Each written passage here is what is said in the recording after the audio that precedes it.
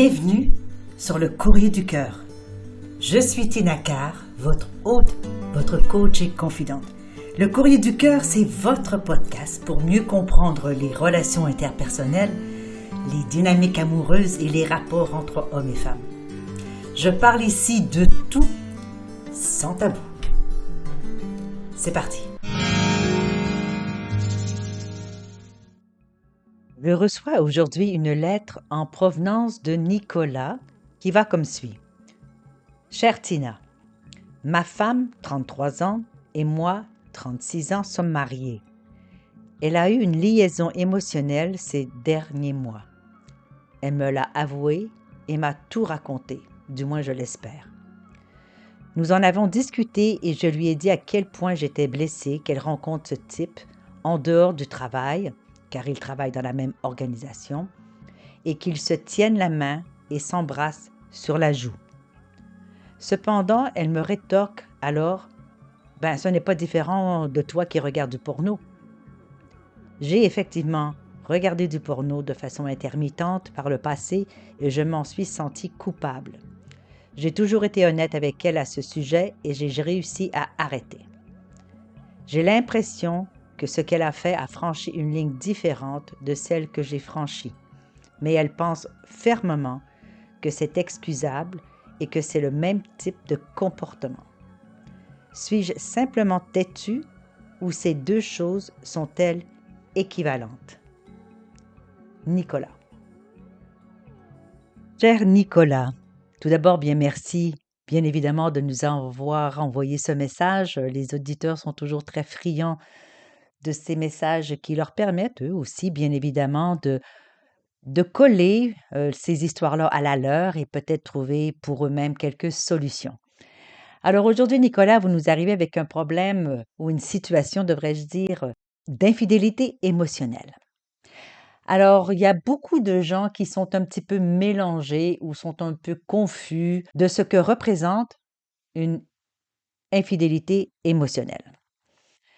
Alors, une infidélité, souvent, on la compare à une relation physique dans laquelle, évidemment, hommes et femmes, hommes, femmes, peu importe que 2 ou 3 ou plusieurs personnes se réunissent pour avoir des relations sexuelles.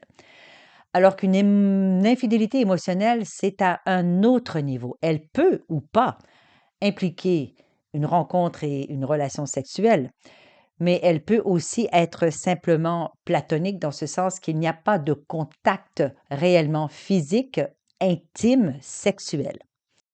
Dans cette idée, il faudrait d'abord reconnaître ce qu'est une intimité émotionnelle et surtout dans quelle mesure est-ce que nous pouvons la reconnaître. Alors déjà, c'est un partage d'informations personnelles et ou des confidences intimes. Donc, des choses que vous dites à cette personne-là, que vous ne diriez autrement à personne d'autre, si ce n'est éventuellement à votre partenaire, votre conjoint primaire. C'est une recherche de l'attention de l'autre. J'ai hâte de recevoir un message. J'ai hâte d'aller voir ce qu'elle a fait aujourd'hui sur Facebook. J'anticipe de lui dire coucou le matin en me réveillant. Voilà cette attente, cette anticipation, finalement ce manque à quelque part de relation, de réciprocité. Il y a une espèce de complicité, une tendance à se confier. Cette idée de je te fais suffisamment confiance que je peux te livrer certaines choses que je considère intimes. Il y a aussi le côté secret, c'est-à-dire que je ne partagerai en aucun cas le contenu des messages avec la personne avec qui on a une relation émotionnelle, une infidélité émotionnelle. Donc, je ne partagerai en aucun cas le contenu de ces messages-là avec ma partenaire primaire. Parallèlement à ça, bien évidemment, il y a cette complicité de tendresse, de je te comprends, je t'écoute, je te lis, je te réponds, je t'aide à trouver des solutions, je te console, j'ai envie de te consoler, j'ai envie de te protéger, j'ai envie d'être ta complice, ton complice et de voir comment je peux évoluer dans la situation que tu me présentes donc avec toi. Donc, il y a cette idée d'union qui est sous-entendue, pas nécessairement consciente, mais qui est certainement là. Ce désir, ce besoin, cette envie, ce manque, cette frustration d'être ensemble, de se connecter, de communiquer avec l'autre. Alors, il y a des signes physiques aussi qu'il faut observer, surtout si on rencontre la personne, parce que évidemment, il y a le langage corporel qui nous indique l'attirance vers l'autre. On peut aussi avoir des contacts visuels prolongés, intenses, complices, coquins. On peut avoir envie de changer son apparence, de changer son habillement, ses cheveux, etc. On peut avoir une nervosité, un rougissement, des palpitations.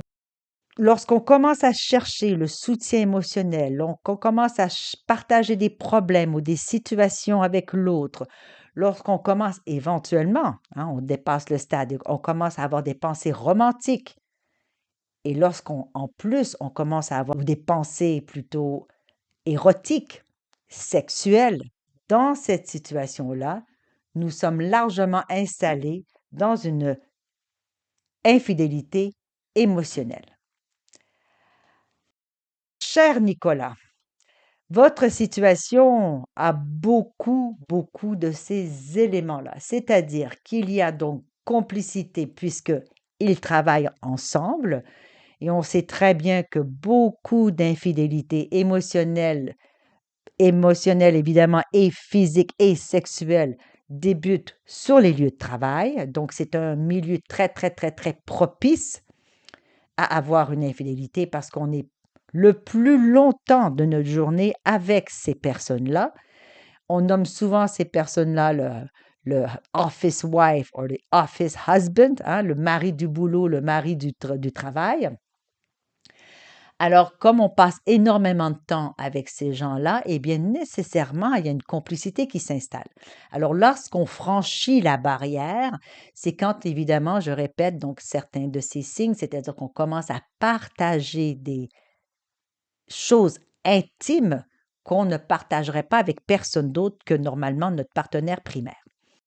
Bien évidemment, si vous voyez qu'ils travaillent ensemble et que en dehors du travail, ils se voient, ils se fréquentent. Alors là, ce n'est plus une simple relation de travail, nous sommes dans une relation émotionnelle. Alors, est-ce qu'il y a infidélité émotionnelle? Eh bien là, c'est là qu'il faut comprendre.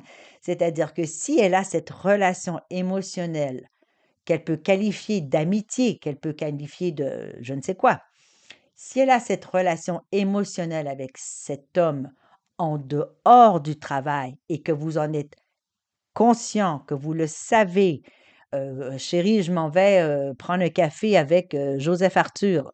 Si vous êtes conscient et que vous êtes consentant, eh bien, ce n'est pas une infidélité émotionnelle, ce n'est qu'une relation émotionnelle.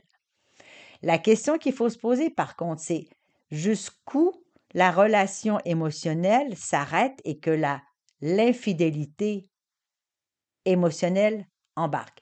Jusqu'où est-ce que la relation émotionnelle s'arrête et que la relation romantique embarque? Parce que lorsqu'on côtoie quelqu'un au travail, lorsqu'on côtoie quelqu'un à l'extérieur du travail, en dehors de votre relation primaire, c'est-à-dire que elle rencontre cet homme-là seul à seul, vous n'êtes pas là pendant ce temps-là, et que pendant cette rencontre physique, il y a des bisous, même sur la joue, il y a la complicité de se tenir par la main, qui, je fais une parenthèse ici, est un geste très intime qu'on rencontre particulièrement dans des relations de couple romantique. Alors, est-ce que ces comportements-là, vous en êtes conscient? De toute évidence, oui, puisque vous nous en parlez ici aujourd'hui, mais est-ce que vous êtes consentant? Si, à quelque part, vous êtes consentant et que vous trouvez ça normal et OK qu'elle fréquente cet homme-là et au travail et en dehors sans vous et qu'il y a des bisous et qu'il y a tenage de main, si je peux dire, eh bien, il n'y a pas de problème. Mais si vous vous posez la question, est-ce que c'est normal? Est-ce que c'est correct d'avoir une infidélité émotionnelle aussi particulière que celle que votre conjointe a actuellement avec son collègue de travail. Je ne suis pas là pour juger ou pour vous donner des conseils, mais lorsqu'on identifie certains comportements relatifs à la romance, relatifs à l'infidélité et relatifs à l'amitié ou relatifs à des collègues de travail, eh bien, on voit bien ici que tout est mélangé. Alors, je pense que ça sera un bon moment, une bonne idée d'identifier avec votre partenaire primaire de quelle est vraiment la relation qu'elle veut avoir avec cet homme, jusqu'où cette relation veut être développée, veut évoluer, quels sont ses désirs, ses espoirs par rapport à cette relation-là. Et comme vous êtes un homme, vous savez très, très bien que dans la majorité des cas, les hommes vont attendre l'opportunité, uniquement l'opportunité pour développer une relation sexuelle avec un partenaire féminin, qu'il soit de collègue, amitié, voisine, boulangère et compagnie. Alors, vous le savez ça, donc c'est pour ça que ça vous chipote. Alors, la discussion avec votre partenaire, votre conjointe est essentielle. Qu'est-ce qu'elle cherche dans cette relation-là? Qu'est-ce qui lui manque dans votre relation de couple pour qu'elle ait besoin d'aller chercher cette intimité-là avec un autre? Ça, c'est un problème. Le deuxième problème, c'est la comparaison avec la pornographie. Donc, la pornographie en soi, on le sait, c'est une infidélité.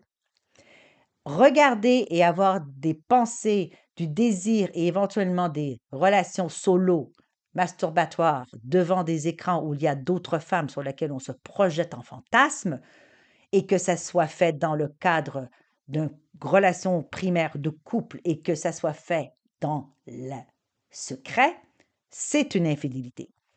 Alors, est-ce que les deux infidélités sont comparables? Eh bien là, ça dépend de tout un chacun, cher Nicolas. Parce que pour quelqu'un, aller voir son conjoint se masturber devant l'écran avec une femme qui est totalement différente d'elle et qui fait des choses totalement qu'elle refuse de faire avec vous, pour elle, ça peut être la plus grosse infidélité qui est possible. Parce qu'il y a aussi de son côté cette idée, je ne suis incompétente.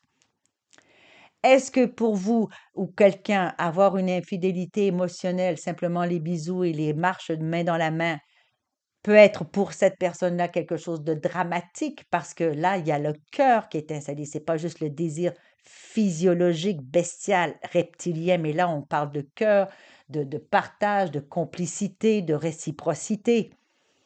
Alors, c'est à vous d'établir déjà le pourquoi du pourquoi vous avez eu besoin d'aller voir ailleurs, ce qui manque dans votre relation afin de combler, s'il est possible, ce manque l'un envers l'autre, afin d'éviter d'avoir besoin et le désir d'aller ailleurs. Donc, essayer de combler ce manque, ce besoin. Et ensuite, d'établir les paramètres de votre relation pour déterminer quels sont finalement, ce que je reviens souvent, le fameux point de rupture qui fait en sorte qu'au-delà de cette ligne, je n'accepte pas que ce comportement soit produit de notre relation.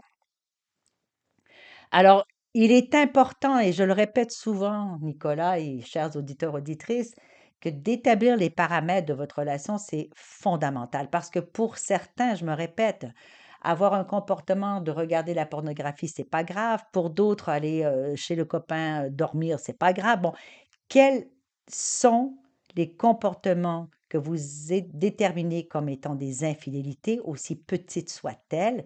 Quels sont les comportements qui vous dérangent et qui mettent en péril finalement la confiance et le respect que vous avez dans l'autre? Et lorsque tout ceci est identifié, eh bien, vous vous arrangez pour ne pas les dépasser, pour pas franchir la barrière de ce qui a été établi comme des paramètres. Parce que dans le cadre de ces paramètres-là, vous avez toute la liberté. Vous pouvez aller voir le copain, le collègue de travail en dehors du bureau s'il n'y a pas peut-être ces comportements d'intimité.